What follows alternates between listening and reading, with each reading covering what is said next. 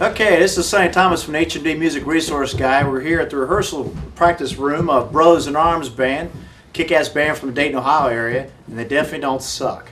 More information, you definitely want to check out the website at brothersinarmsband.com. Also follow them on Twitter at brothersinarmsband.com and look them up on their Facebook page. 3, 2, okay. All right there, guys. Now let's kind of get some of the first questions first off the bat. When did you actually form, and how did it come about? Well, the band formed with Brad and I, my twin brother, formed back in '93, and been going strong ever since. I mean, we've been through a couple lineup changes, but from there, just kept on progressing with some good musicians, and here we are. So first start off, how did you actually get interested in playing drums? Since me and Brad was a young child, we always been into music, and we started off on drums, both of us, and got a guitar, got a bass guitar, and then just spiraled from there.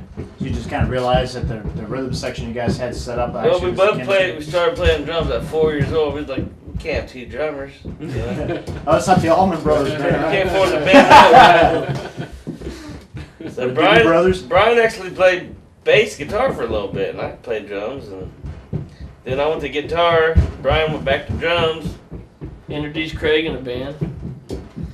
At a ripe age of what, 20 maybe? Yep. So how did you start playing guitar? Is it just natural for you, or you started? I actually started. It was natural for me. My dad actually played professionally for years. His dad played, and Craig was born with a guitar in his hand. Kinda. Found my dad's guitar at age 3, 62 Stratocaster. Didn't pick up another guitar until I was probably 11 or 12. I got one for Christmas. I was probably, let me say, 6th grade. And I really was die-hard ever since. So after about 3 years, I really kind of started playing solos and getting really, really good at it. And met these guys and started teaching Brad. I think you were 15, maybe, years old. Yeah, I think it was 13. I don't know, but I was hard to 12. guys. Right. So what were your major influences as a guitarist? Randy Rhoads was probably one of my biggest influences. Several others, of course, Eddie Van Halen, so on, and then of course some of the Vivian Campbell. I mean, you know, I went all through all the 80 rockers guys, George Lynch, all of them. So definitely early '80s guitar movement when you really started tapping into that. That's actually when I feel that I was, you know, really starting to get into it.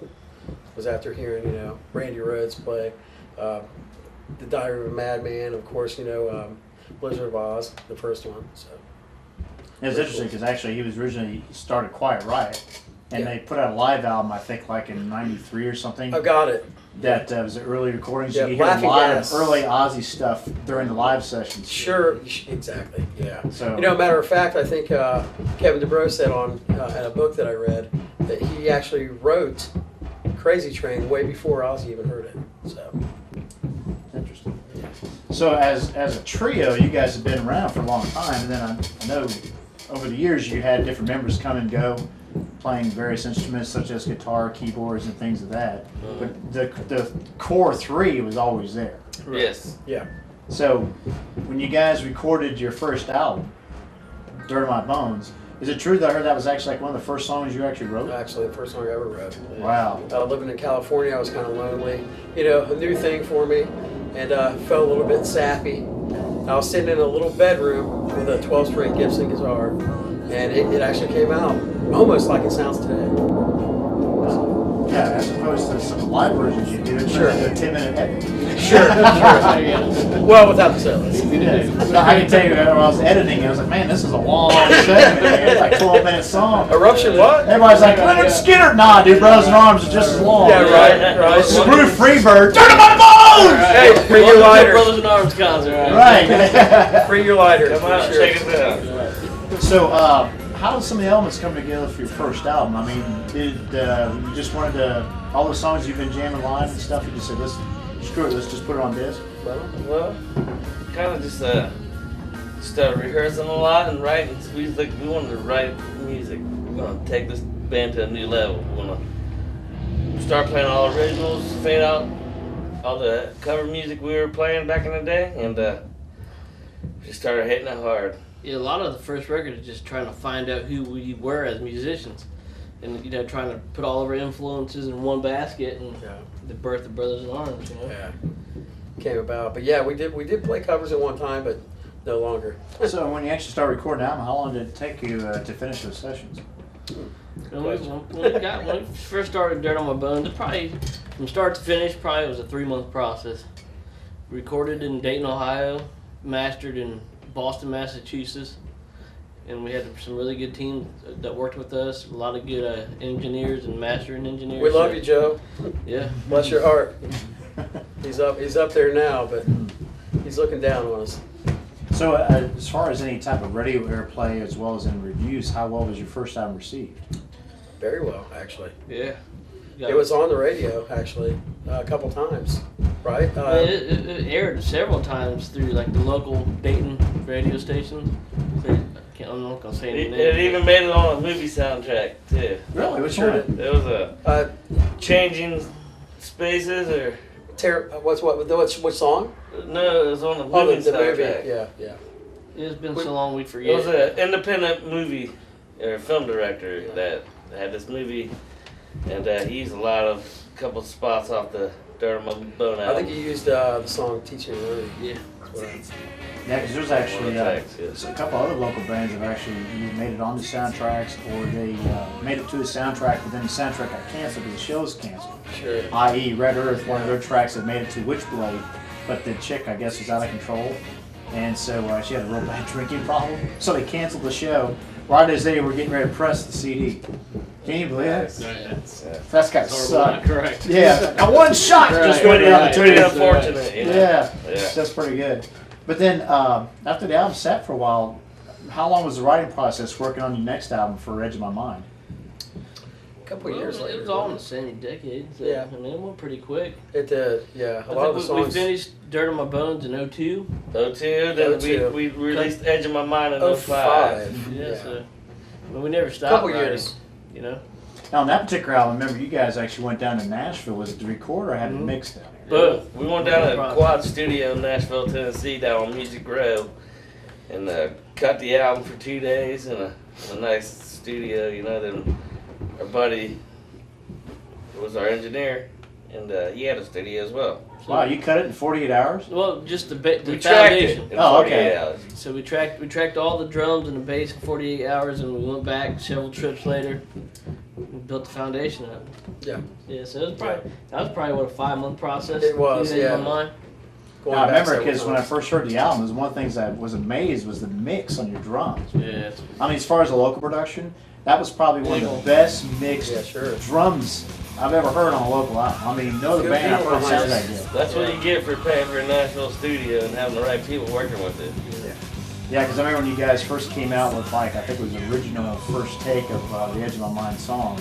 Yeah. It really had a lot of energy to it. I mean, there was a huge buzz. Like, oh man, this album's gonna be badass. If the rest of the record's like this, holy shit! You Yeah. know? Yeah. It was just like That was there's a strong. lot of anticipation for what this disc is gonna be like. That album's been pretty good for us, actually. So when it came to some of the layouts and the artwork with the first album, what inspired you to kind of come up with that?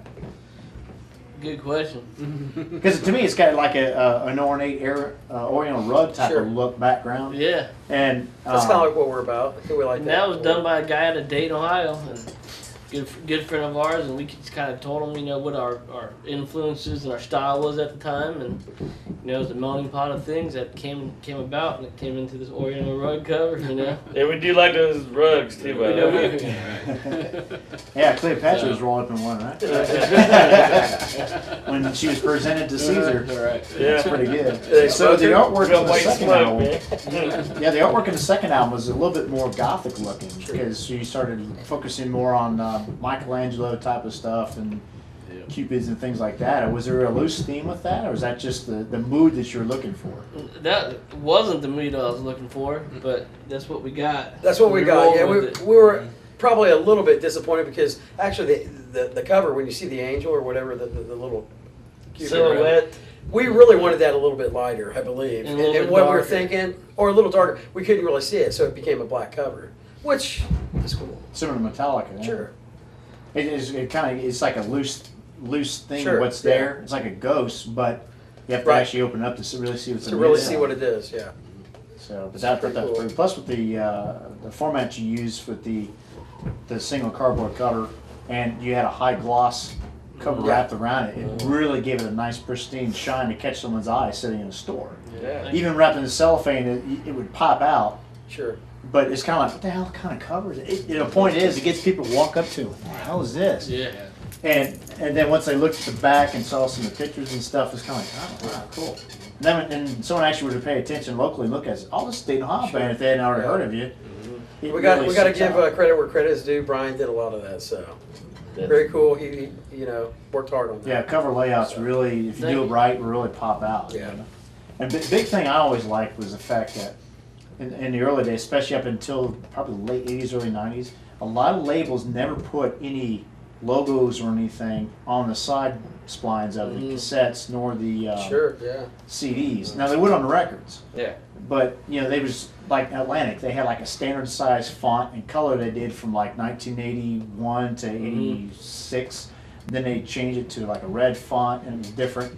But it was, you could spot it a mile away, you could tell without even seeing the logo, oh, that must be an Atlantic album. or Yeah. something like that. Mhm. Or Epic always had that kind of university font, and it's like, it never changes. It's like, the cassette was really drabby because you have the album cover at the top, maybe the correct song listings at the bottom. Right. But it's nothing to catch your eye sitting in a store. And then started early 90s with Atlantic and a couple other ones, you started seeing the logos pop up on the side of the thing so it would stick out more.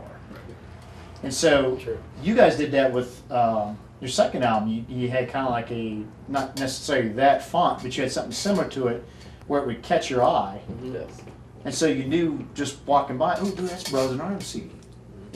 And their third album, which is out now, it's a similar layout. Even though it's not glossy, it's more of a matte look. But it kind of shows you just how more dry it is because the fact that you're not relying on a lot of heavy mixing, you're just relying on the music itself. Right. Yes. So which brings me to my next question on the third album. How did the writing process, because I obviously took a long time between 2005 and 2012, was there a particular reason between the lag time? Were you just wanting to perfect the songs before Well- you recorded, or? Actually, oh, go ahead, Brian. Yeah, Well, he it's joined the our band. Obviously Sean joined the band, and we got him into it, and we started changing. And I'll let one of these guys take it from there, but that's when it all kind of started developing in a different kind of atmosphere. All right. And, we went through a lot of personal things too. Our sound guy was in an accident, so that kind of pushed us back a Yeah, little. our sound engineer Yeah, damn so near died right leaving one of our shows one night. Right after the show got done, he took off. It was tragic. yeah, right. Very Yeah, so tragic. there's been a lot of things in between. Deciding on the studios, what songs we're going with, personnel injured, that whole kind of thing. That kind of prolonged us getting this out, which I think kind of pushed a little more to the mat and the finish. Once we Yeah. were done with this record, it was get it out now. We already knew we were behind and we loved it, but we weren't really focusing on that polishing part either. We kind of wanted everybody to see it still had that rawness, and it was a different lineup. So, Sure. here you go. Yeah. So obviously, is my next question is, how did you come into the mix? Did you place an ad somewhere? I in front of a answer friend? that. Yeah, Brian. Him and I lived in LA back in in the '90s, late '90s, and became really good friends. Actually shared an apartment together for a while, and I moved back to Dayton, Ohio, and pursuing a band with these two actually. Then about 6-7 years later, he shows up with a U-Haul truck. Just shut up. This, that, and the I other. joined your band. Well, he already had a spot. He already knew he had a Back. spot, so it was all the rest is history. Right. Pretty much. But I want to touch back on the studio thing for a sec on the third record. After dealing with the Nashville scene, they have the best studios in the world, the best engineers in the world, and the best price tags to record a record in the world. So it took us that long to recuperate paying for Edge of My Mind record. It cost so much to do. I had a thorn in my ass to do my own studio, so we set up shop right in this very room that we're doing this interview in. This room in the upstairs. Upstairs, we had Oh, a wow. control room, we had the live room down here, we had vocal room, guitar room, and we recorded What's Live For in this room. Right. Wow. Ourselves, So I brought Nashville here. Right. You know what I mean? So that was the added time to it. And as well, that's the also songs the album and that the Sean studio, so. collaborated with all us to write the songs. We all wrote them together, you know. Yeah. On what's on So live. since you basically do everything in house, you could take more time tracking everything and We making just mistakes took and our- corrections. we just took That's our a time, contradiction. kinda. That's a contradiction. Well, it took man. some time to get the studio together. Let's just track it again. Money You know, like involved, the yeah. track, you know. So you actually did more takes as opposed to multi-track. Yeah, you gotta draw a line in the sand somewhere, man. You know, Yeah. just go with it. So you went to the more raw approach because Yeah. the fact that, for example, I remember reading an article with Kip Winger. He was talking about the first album. They did a lot of multi-tracking and stuff. And so he said the band never really felt really a cohesive mix because they were just laying down separate tracks. Yeah. Where the second album, Sure. they were more playing in the room and tracking it live, and then just touching up here and there, so you Right. can see more of an organic mix in the. in And the that's music. personally the way we like to record because if you're That's not our playing philosophy. live, you don't have the organic. You don't hit Feel that on the magic. record. Yeah. Sometimes there's certain things that you want to hit that magic. You know. It's like reading the Embellishments. liner notes of Yeah, Elvis yeah. Presley's 30 #1 hits. One of the things they talked about was when they were recording Jailhouse Rock, that they ended up using like take 2 or take 3 as the actual track Yep. because of the fact that they said That's Scotty Moore, that was the best solo he did, even though Elvis is a perfectionist. Sure. He felt that Yeah. his vocals weren't as good, or he didn't think that the bass was as good, but he said that that guitar solo never before, nor since, nor studio, nor live, was ever reduplicated. Yeah. And so he went with that. Right. And then, of course, you have the masterpiece that you have now with Sure. the raw cut. It's So, something, man, we have moments like that all the time where you can't recreate them. It's just that. Yeah. it's- Right. We're usually about a 1 or 2, maybe 3 take, yeah. and then we leave it alone. You know, because I mean that's like you said, organic. Yeah. You know, and you start becoming mechanical, and things get stiff. Right. So, And then you burn yourself out. You know, get all fatigued. it's like there was a rumor for a long time that Venom's at War with Satan, which is almost 19 minutes long, was done in like one take. It has to be. It's like, are you really serious? One take? God. Maybe that's why you hear Chronos going, come on, come on. Yeah. That's pretty wild stuff. So anyway. So how is the reception with your third album? Because I mean, there's a lot more energy in that record, and it literally seems like a natural progression from Edge of My Went to the Mind to fourth this record. Right. Tell me, what is the response to the new album so far? It just seems like each record we release, our fan base just keeps on getting broader and they're more loyal, and we got the best fans in the world. They stick by us through thick and thin. You know, even if it takes us 5 years to get a record out, it's going to be 2 times more people there at the next show after each record. You know, so we're blessed. Yeah, the fans have been the best. So has any more local stations played anything off the new album at all? And I haven't even gave them time of day to even send it to them, just because they're all corporate whores, man. Yeah, pretty much. Right. Pretty much. you heard that? They're not allowed to play it because they can't get off the fucking repeat that the button's Right. stuck on. You know, Yeah, they edit something it's like else. their local classic rock station and wanting the same Foghat, songs baby, all along. Foghat. Right. Nickelback. Yeah. No, you feel Scratch me. that. You know, they know where to find us if they want us. You know what I mean? It's so sad too because there's so many local bands. I mean, one thing I like about the Dayton area is name the genre, somebody plays it. Yeah. I don't care Sure. how obscure it is. Yeah. It could be Eastern music. Right. It could be sitar. It could be harmonica. I mean, name the style. Somebody in this town plays it. You just gotta find That's it. Gym City music scene. Yes, Right. Gym Yeah. City, man. Yeah. I mean, what we're trying to be I know on my website I had interesting people just send me stuff. Just say, here, take a listen. Right. And I remember in 2004, I had come across a band from Lexington, Kentucky. I think it was called the, oh God, Steve Miller Band. But it's not Steve Miller, but something like that. Something Miller Band. And the 2 songs that they had on the website, really good, heavy. I mean, similar to your guys' Sure. sound. Really good stuff. Right? As a matter of fact, I think you played with them at the third showcase at Rushers in Springfield. Yeah. They were the band I brought from Lexington. But it's like you got that CD and it was like it sucked because those are the only 2 good songs in the album. Yeah. The rest of it just kind of dragged. And then this guy from Xenia named Jim Buckner, who's a singer-songwriter, put out like his 5th or 6th album. It's called In the Can. and it was just like you sit down and listen to it, and it's just like wow. He incorporated banjo in it. I mean, just acoustic stuff. He just had good musicians. You're like, this is blowing me away, man. And the album cover is really awesome. He had a picture of an outhouse in like sepia tone, and he had a guitar lean up against it, and all you see is an arm reaching out of the outhouse to grab the guitar, because it was called In the Can. Right. And he came up with that idea because of the fact that for 2 years at the bar that they would frequent, they would save aluminum cans that paid for the recording process. Yeah.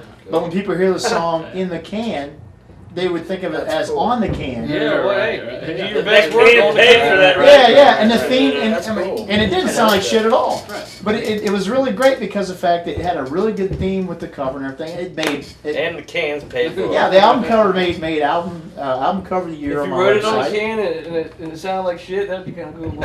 Yeah. Well, you sang know, in the you can. see the Doors movie when they're I tracking. sang in a couple cans. When they're tracking Ellie Woman, you know, Morrison's sitting there on a John, you know, just just a mic sitting there. Oh yeah, Whatever yeah. it takes. Whatever it Some takes. people do their best work on the job. Yeah.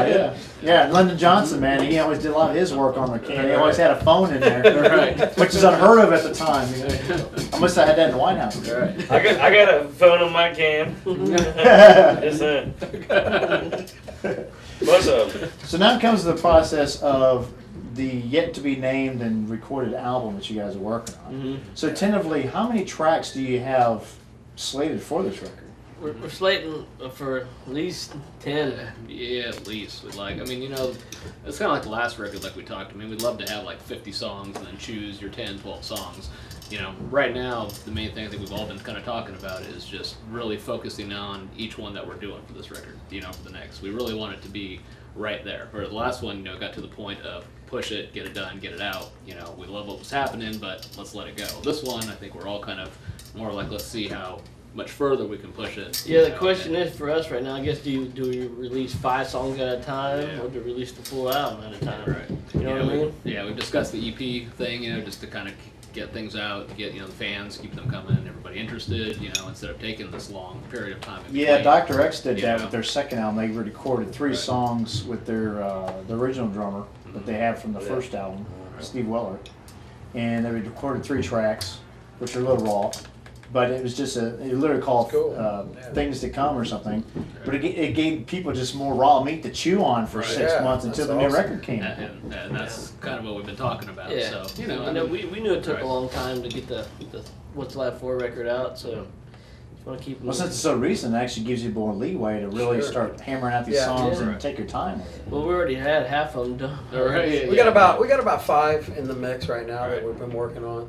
Really So- solid. And- We're so Probably another and you 4. heard a couple of at least Right. one of them. Probably Yeah. about another 4 or 5 skeletons, but, you know, Yeah.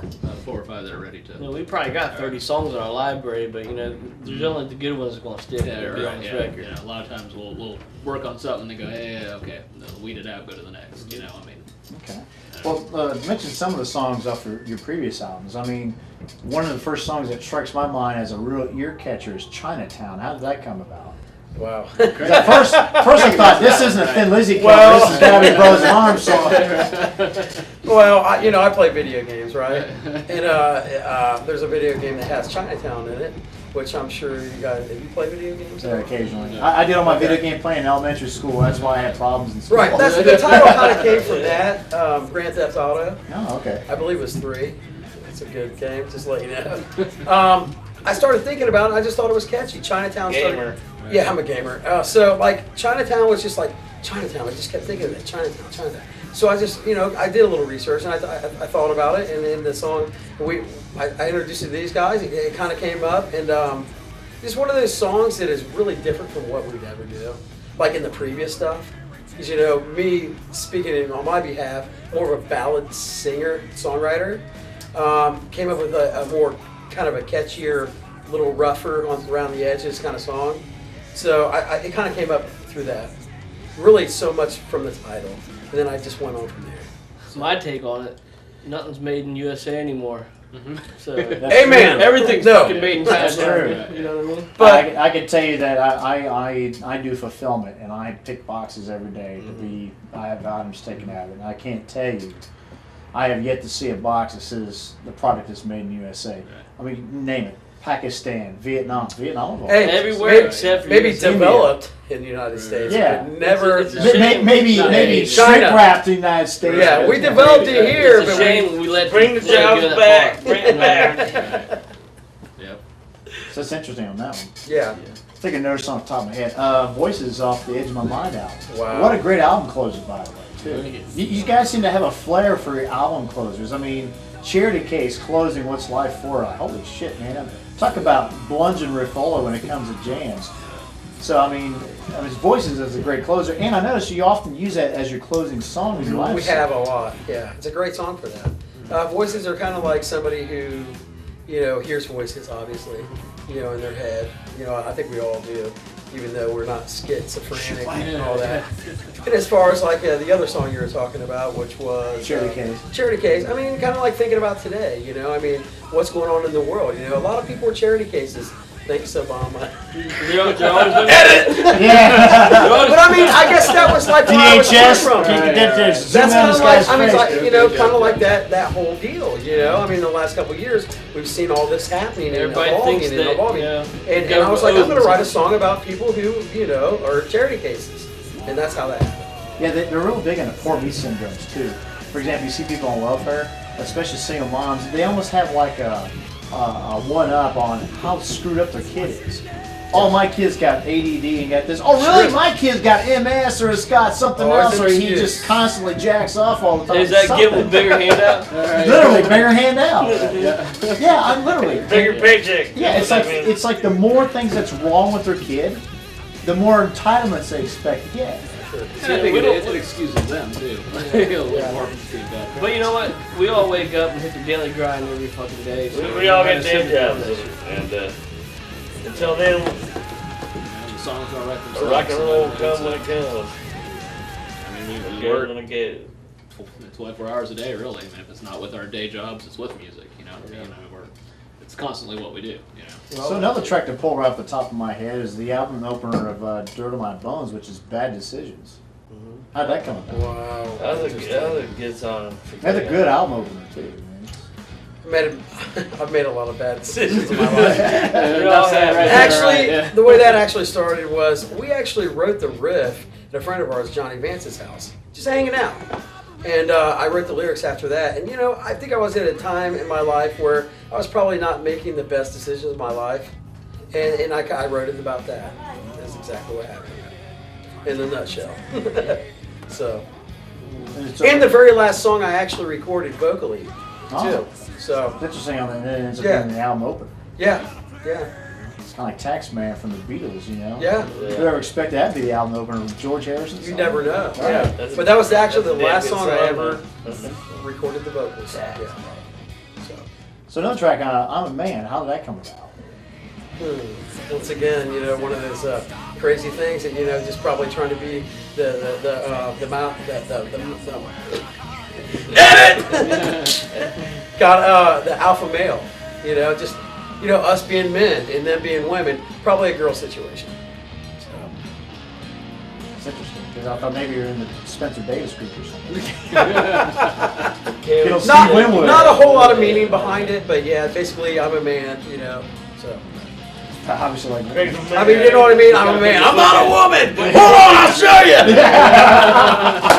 But I mean, not a whole lot. Score! Yeah. Edit.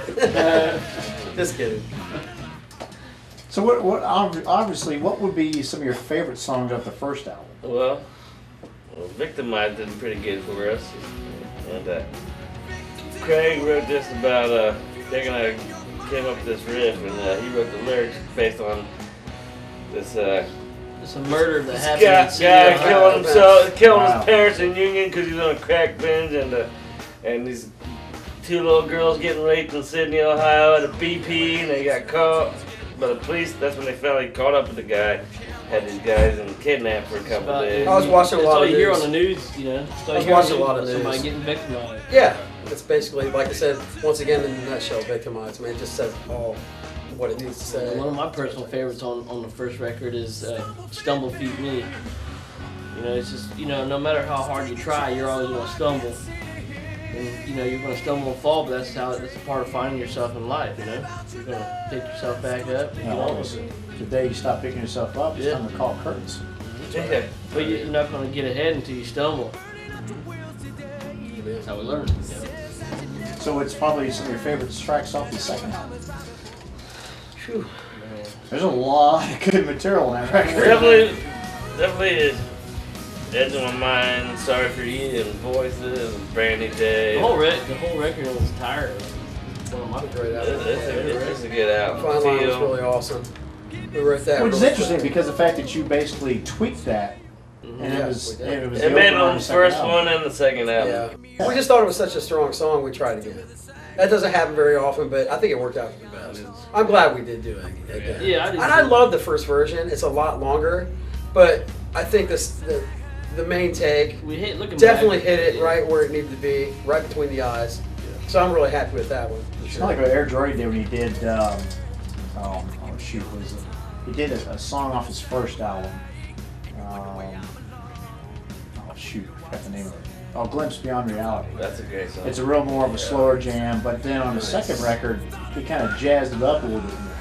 And actually, when I asked him about it, he said he actually likes both versions. Sure, But yeah, typically he how plays could you the more upbeat one live. Yeah. Which makes sense. It's all about It's that all part about it's all finding the same. yourself, It's all man. different.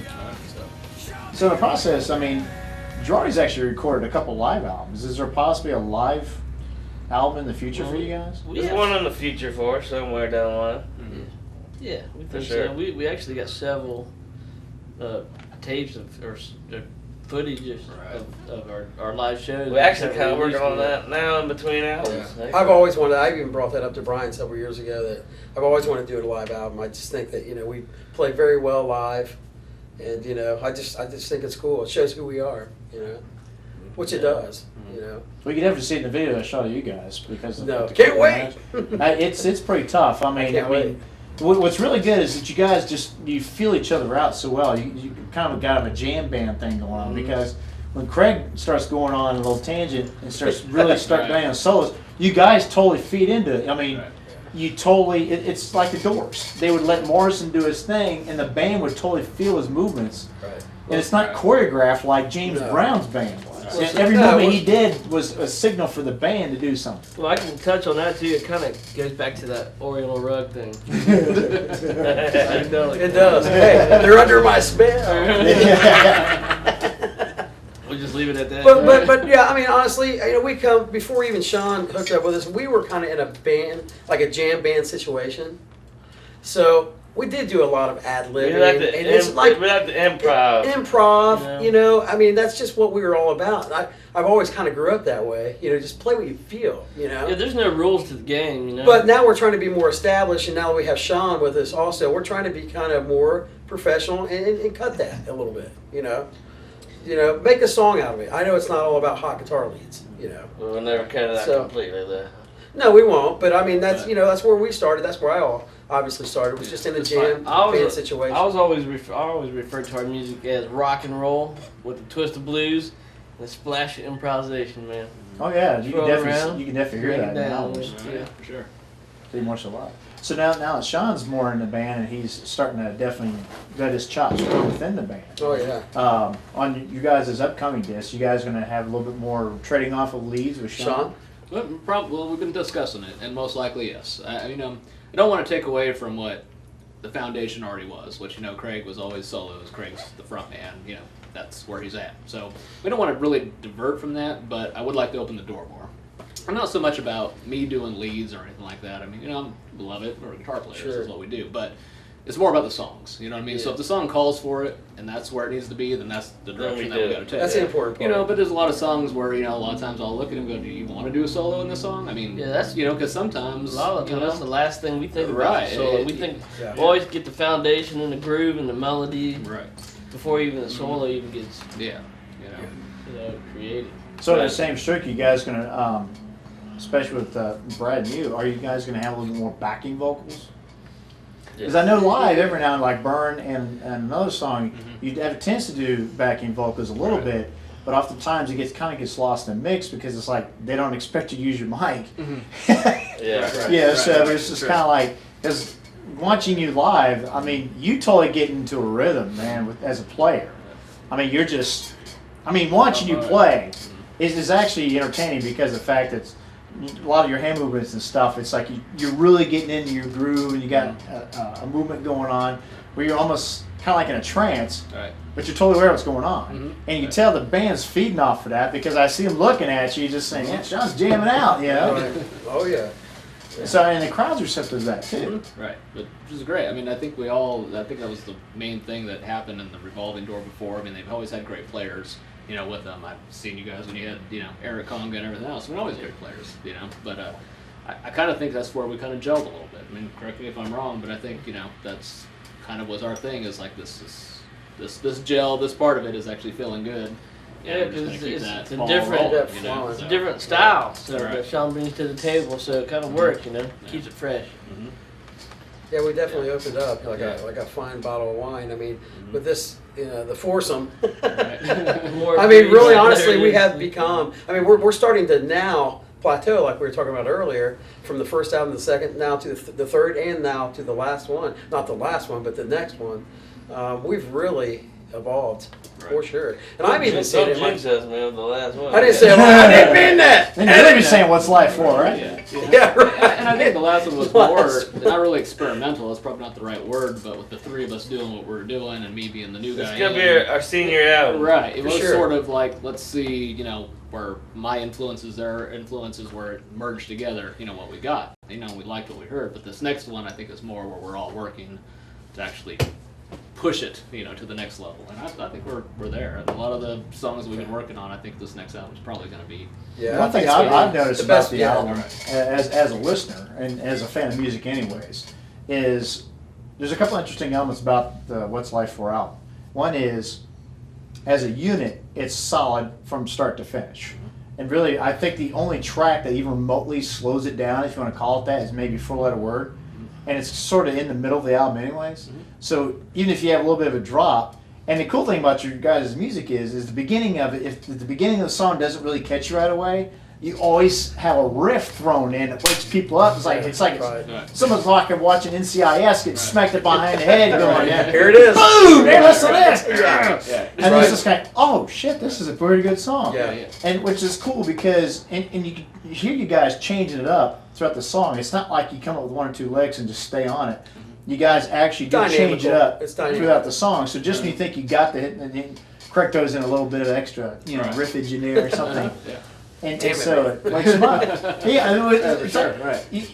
every album has a sine wave pattern. That's its Yeah. life force. So you Right. look at peaks and valleys and how the songs go Sure, and stuff like yeah, that. ups and downs, man. But what's really great is you start off with a really great opener like Life, and then you got like a complete uppercut sucker punch with Charity Case.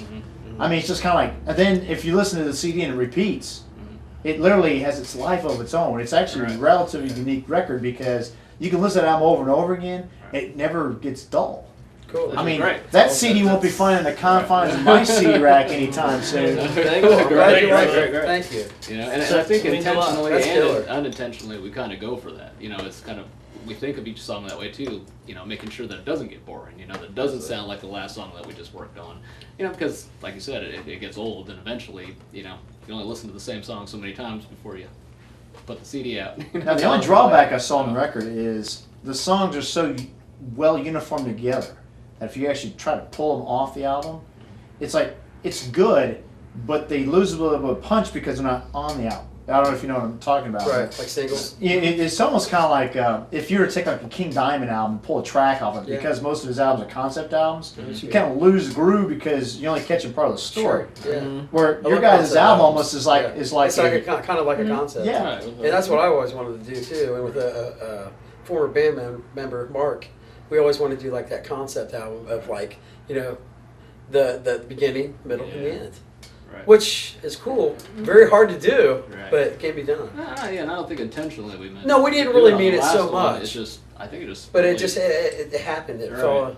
like that. In our favor. worked You out should that probably way, take you it know? more like a loose theme, like on Rush Sure. albums and stuff, where they have each album has like a loose theme to it, Yeah. without being a full Moving concept pictures album and like stuff, 2112 or Sure. something. Yeah. Exactly. Or Queen's Wax Operation Mindcrime. Oh, There's actually God. 3 or 4 different Concept stories in Right. there. Yeah. Brilliant. Right on. Brilliant. Yeah. Like a movie. Yeah, Sure. I mean, there's a lot of good stuff. That way, you can still pull a track off, Right. and it still stands on It its still own. stands on Right. its own. Mhm. So that's pretty good. But Yeah. it just sucks that local rock radio isn't receptive to its bands. I mean, especially in Dayton, there's so much talent. No, nobody wants to support local music, you know. Yeah. And Dayton, They'll all tell you especially, they will. especially in Dayton, Ohio. Yeah, really anywhere. I mean, they'll. We love you, they'll all- Dayton. they'll all sell you that I'm bullshit. talking radio Yeah, but- stations. but- You know what I'm talking about? Well, it's not just music. I mean, there is an agenda because the fact that even listening to talk radio, what choices do you have? I mean, you're stuck listening to Rush Limbaugh and Sean Hannity.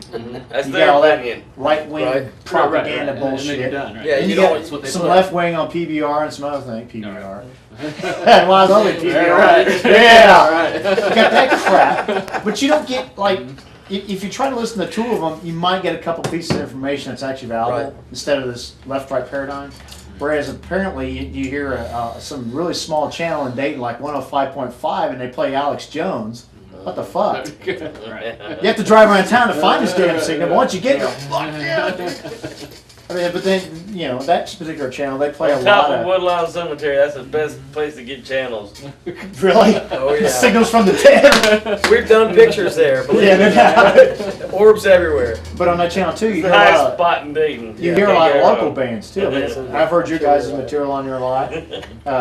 Even some older bands, Shovelhead on there, Dr. X, Art Tribal, Yeah. Oxymorons, rest in peace. A lot of good older classic Dayton area bands. Brainiac, you can't forget about those guys. Oh yeah, man, there's a lot of good stuff. And so I mean, there is an afterlife here in the area. I mean, if someone's willing to go put up an antenna and play some local jams, A lot of great screw talent in it. this area. It really is. All right. They must obviously have some Yeah. good taste in playing Miss VIA. May I? Look at them. I mean, they're doing Psychological vacation. nice. Play a lot of- Spiritual dance. Very Play a lot of shows. I've with heard that all on those there. guys, Yeah. you know? Yeah, a lot of good stuff. We So, play with them. some good things. So, I mean, as far as some offbeat stuff, are you going to try to incorporate a little bit more acoustic into your? Sean? Well, we've kind of taken the songs that we have now and tried to kind of create a little acoustic show, where we've revamped these a little bit and played them down. And I think it was received really well. It's just a lot of times for us and what we're doing, it's kind of hard to take the switch from this big show and bringing all our gear in and getting it done to, okay, now we got to break it down and bring it back, which has always worked. And I think every show that we've done acoustically, with the fans anyway, it's been received really well. Yeah, I think Whether so. we will continue, I mean, that's hard to tell. I mean, we're not against it, that's for sure. So, if the club what we're called feeling for at it, the time. Sure, why not? yeah, I mean, Yeah. if the time calls for it, the place is right, and that seems to be, we should just go ahead and do I like acoustic. acoustic. We've got that in our repertoire to go ahead and just, Yeah, because there's a lot of big guitar bands that have actually done like good acoustic stuff. Like Isles and Chains did Sap. They did a lot of stripped down stuff for them. Savile, Jar one of my Flies. favorite, yeah. And then you got Godsmack did that one acoustic album. And even Seven Dust did one. Right, yeah. But it seemed like that was almost like we better put something out like this just to change it up, just to keep the fans interested. We might lose the fan base as opposed to, hey, you know what? I mean, Guns N' Roses did that. They have what? Extra studio time Was it to do for- Lies. Lies, yeah. And they just got drunk and just started jamming. Right. And look at the tracks they came up with. Right. Yeah, it's not far-fetched for us to do the same. Yeah, a little moonshine. You never and, know It's where like that when you guys alcoholic, Right. screw Metallica, right? Right. I can see that. So actually, it would be pretty good sometime to get a good intimate live setting and record that acoustically. Yeah, we've done. I think one time Brian actually, what was the drum that you bought that you used? The djembe. Yeah. Little hand drum. To me, that was one of my favorites. You know what I mean? But then again, we didn't have the cordless in back. But I loved. Yeah. I when you broke that thing out. was missing was the That drum just, circle. that just seemed to like really. Jerry Garcia, man. With what we were doing on the acoustic side, I think it took it to the ultimate. Yeah. Which people weren't It- ready for us. We to do. love the vibe of acoustic, Right. but just something about playing full blown Yeah. rock and roll, man. Because Gets us. we can't do all the songs acoustically, which we discussed before too. I mean, we tried to do them all, and some just don't work, and a lot of them sound really good. So it's just a give and take kind of thing. You know? Because you'd be amazed at some of the rock songs that are totally stripped down, like when Bon Jovi did Prayer 94. And they totally turned it down to a little acoustic jam. It was actually a really great rework. Right. Yeah. Right. Well, he's good in that way anyway. Yeah. John Bon Jovi's got He's actually a pretty good acoustic player. He's got a lot of tricks up his sleeve, for sure. Look at him. I mean, who he's become. From Jersey, man. From a glam artist. Joyzy. He's from Joyzy. Yeah, from an established person. Period. Just a super guy, really, man. It seems like Pretty son of a bitch. He's a pretty son of a bitch.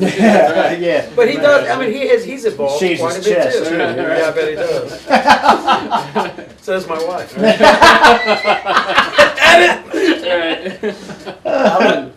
Shoot. I like Vivian Campbell, definitely. That's her dancer. He does the part. Yeah. That's He's actually buffed interesting up. bringing up because Vivian Campbell, actually, when he was in Sweet Savage, was a really high-end new wave was of British great. heavy metal band. And then, He's in a band called like Water Dogs or something at one time. It was I think, yeah. Never Don't forget the Holy Diver. Holy Brian Diver. Jones, Yeah. Because Dio was his Sacred big Heart was first my band, favorite. wasn't it? Yeah. I met Sacred him Heart, years yeah. ago. He's a great guy. Well, when he was in Def Leppard, it seems like he's a hired hand, Oh, for sure. Yeah, that's The only time I've seen him really shine was when they did that covers album, Yeah. Yeah, he don't do much He's anymore. getting Yeah. paid the better bucks. Yeah. Yeah, he just gets played to play rhythm, right? Right. Rhythm's gonna get you. But I mean, he when they did the Thin Lizzy cover of oh shoot, what was the name of that song? My mind just totally went blank. It was actually a really big hit for Thin Lizzy in '76 after the Jailbreak album. I'm not sure. Anyways, the particular cover that he did on that, he said specifically, "I'm playing the guitar solo Boys on are that back song." Because he's a big Thin Because Lizzy fan. he's a shredder, man. I mean, he comes from that background, but money is paying him. Which is interesting. And he's a lot more buff now. Which kind of changes the gears to equipment because one of the things I've always been kind of dismayed is in the '70s Les Paul was like the pretty much dominant guitar, and sometimes you're kind of limited, especially with technology at the time. Right. But- piano. But then in the '80s you get a lot more flash and dash, and you get wild ass guys like CeCe DeVille's got 50 guitars, all different shapes, colors, and sizes. A lot of Ibanez. Yeah.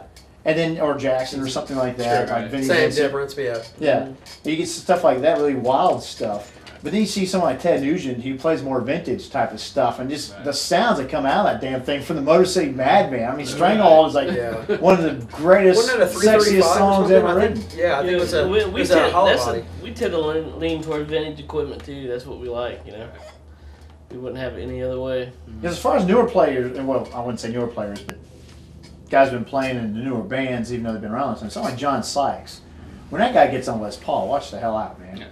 I mean, that guy has a sound. I mean, you hear the Whitesnake sound in '84 and Oh '87. yeah, You're that like, guy, holy I shit. don't know whatever man. happened to him because he was amazing. He did Well, Blue Murder. he did Blue afterwards, Murder. Right, which And was then probably he's- the yeah, I remember that. And I then remember he's that. played in Right. Thin Lizzy a few Okay. times with most of the original lineup.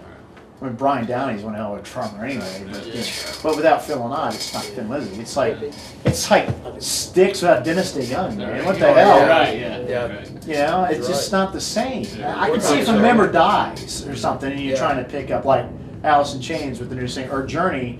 Well, they did good. So I mean, As that's far pretty as good Journey, stuff. I mean that guy. I think he Right, sounds right, right. Talk about better Rags to than Riches. Stevie Oh, yeah, Perry. sure. They're actually doing a documentary on him. Instead of it.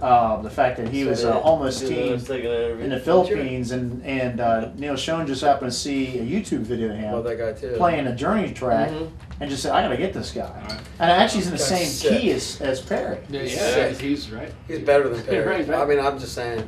I'm a I don't long time know, Journey man. fan. That's I might really have when to- I started. Oh I might yeah. have to discuss that one, but I know that's I not love his Perry. era. I love I was a Perry. Journey fan. Perry- From Perry's that's a really kind of brilliant what singer. And he started. had like what, two Yeah. singers before Perry back in the mid '70s? Oh yeah, and I think real the stuff. keyboard player actually sang several.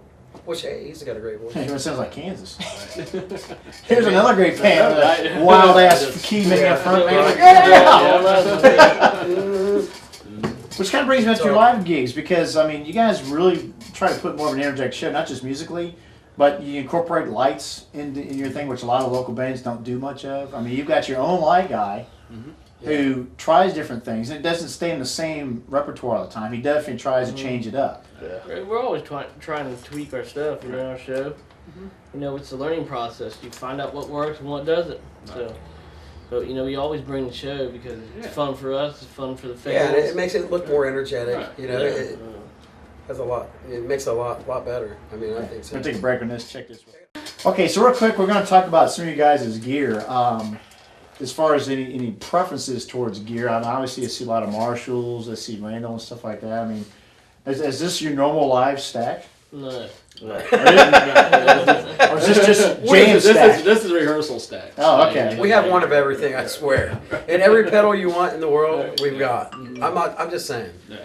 How many amp peg 810 cabs you want? We got. I actually play 2 super reverbs. Older ones, of course. I think one's a 60. One's a 66, one's a one's 67. which Brad owns, and those are great. And of course, Right. And I always use the Boogie, with the EL34s in it, which this one has the 6L6s. But of course, these guys have turned me into a big gearhead because trying to get, everything in with the sound and what we're doing, has ended up with the tons of pedals and amps. oh, and he has more tubes pedals and- than anybody. Right. It's like shoes to him. speakers and I'm like a shoe whore. Some people go shoe pedal fetish. whore. You are. You're pedal He's got whore. pedal fetish. Right, You're worse I than do, me. Right. Uh-huh. So you do more fancy footwork than Michael Jackson. Yeah, I do a Right. lot of tap dancing. Yeah. Brian's got like 8 drum sets. All right. Yeah, but my 2 main kits is a 1967 Roger kit made in Dayton, Ohio. It's a Rock and roll. big bass drum, big rack toms, big floor toms. I just love the deep low punch that it produces, so wouldn't have it any other way. All right.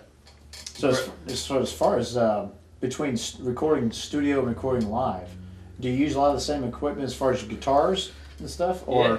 Well, We do. probably guitars, but when we get to like amps and stuff, we do a lot of We mix switching up. match. But, yeah, it just kind of Quite a depends on bit. what sounds good. So a Yeah. lot of times we'll take different takes of a live amp as compared to a modeling amp or something Sure. else. Sure. Just kind of blend it in, or take whatever's the better one. So it's hard to say. There's no real formula as far as that goes, Yeah. other than what Whatever our preference sounds good at the is. time, yeah. When we hear it back, then we're like, okay, let's go with that. So it one. kind of goes back to you, Brian. Do you have like a studio kit that you prefer as far as recording with, as opposed to playing live, or mix it up, vice versa? Sometimes I'll take 2 drum sets and mix them up to get the sound I want. Just whatever I'm feeling at the time. If I'm not getting the sound of that drum, I'll throw another bass drum in or another snare drum in, switch some cymbals around, Right. and find a sweet spot. Yep.